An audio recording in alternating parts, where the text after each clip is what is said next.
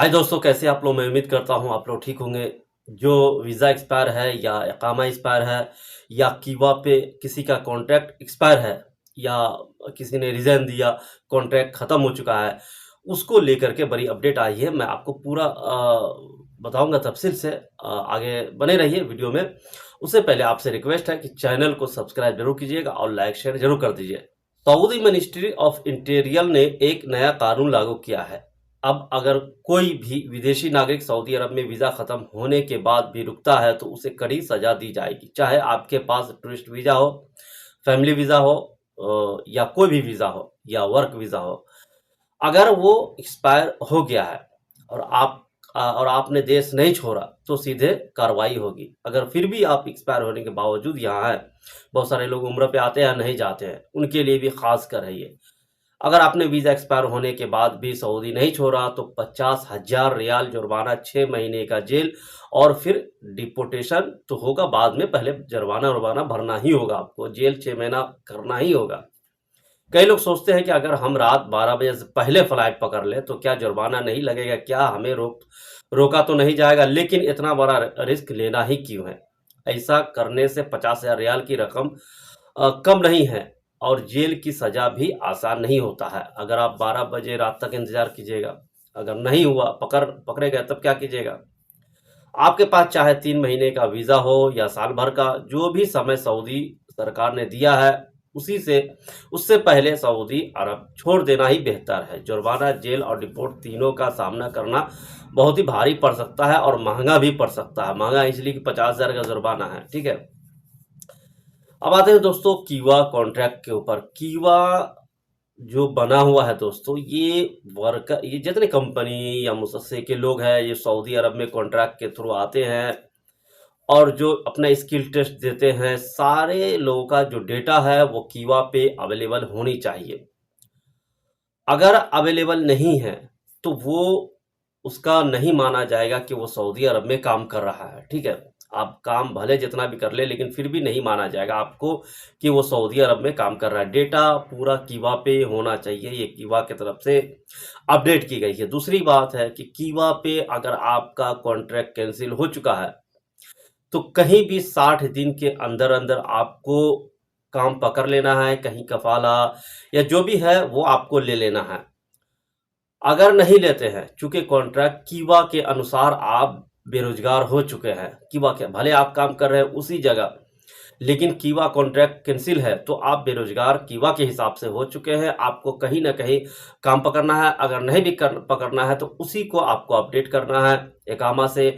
जैसे भी हो, आप किसी भी मकतबा में जाइए या खुद से कीजिए, या बहुत सारे मकतब है जो आपको करके देगा, वहाँ जाइए या तो खुद से कीजिए। खुद जानकार है तो खुद से कीजिए, या जो अगर आपके जानकार है उनसे करवाइए, लेकिन वो कॉन्ट्रैक्ट को आपको करना होगा, ठीक है। अगर कॉन्ट्रैक्ट कैंसिल हो चुका है तो फिर आपको डिपोर्ट का भी चांसेस है। अब ये रही बात दोस्तों 1 साल वाले बंदे के लिए, जो जिनका 1 साल हो चुका है और जो नया आया है उनका कॉन्ट्रैक्ट अगर 3 महीने के अंदर कैंसिल हो गया तो फिर उनको डिपोर्ट के अलावा और कोई रास्ता नहीं। या तो खुद चले जाए या फिर अगर पुलिस पकड़ेगा तो दोस्तों उनको डिपोर्ट करेगा, ठीक। 3 महीने वाले के लिए है, जो नए आते हैं, जिनका पूरी तरह से यानी इकामा नहीं बना है और जो है कि ना कीवा पे पूरा डिटेल डाला गया है, इकामा नहीं बना हुआ, कंपनी ने डाल दिया और फिर कैंसिल हो गया, या कॉन्ट्रैक्ट आपने कैंसिल कर दिया, तो इस शर्त पे आपको घर जाना ही होगा। उसके अलावा कोई रास्ता नहीं। हाँ, 1 साल वाले के लिए ऑप्शन दिया गया है कि वो 2 महीने के अंदर, 60 दिन कहा गया है, 60 दिन के अंदर अंदर कहीं भी वो अपना ढूंढ ले, कहीं भी अपना ट्रांसफर करवा ले, कहीं भी अपना चले जाए। लेकिन अगर फिर भी अगर वो नहीं जाता तो उनको भी घर जाना होगा, ठीक है। ये नियम बना दिया गया है।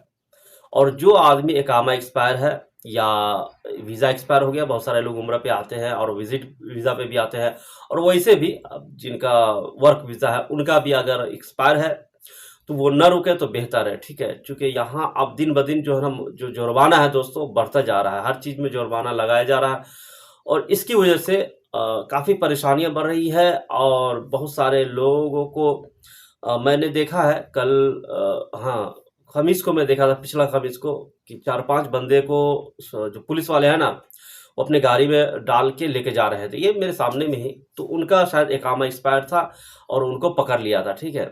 4-5 बंदे हैं, चूँकि हम जहाँ पे रहते हैं ना वहाँ पे काफ़ी सारे इंडिया, पाकिस्तान, बांग्लादेश के लोग बहुत सारे तादाद में रहते हैं और ज़्यादातर आज़ाद वीज़ा वाले हैं। जहाँ पे मैं रह रहा हूँ वहाँ पे ज़्यादातर आज़ाद वीज़ा वाले हैं ना, तो उनके बहुत सारे आज़ाद वीज़ा वाले को अनबन बनी रहती है अपनी कफ़ील से, क्योंकि कफ़ील का कहना है भाई हमें पैसा नहीं दिया तुम इस महीने का।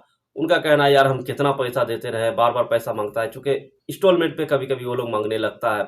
आज 500 दो तो कल 200 दो, इस तरह माँगता है तो आदमी जो है ना तंग आ जाता है कफ़ील से। तो गुस्से में क्या करता है कि पैसा ही देना बंद कर देता है। फिर वो क्या करता है, वो ह्रुप लगा देता है या कैंसिल हो जाता है इकामा।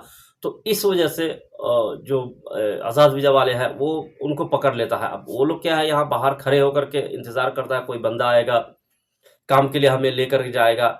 तो इसलिए यहाँ पे सारे पाकिस्तानी, बांग्लादेशी बाहर खड़े रहते हैं और जैसे ही कोई सऊदी की गाड़ी आता है उस पे टूट पड़ता है।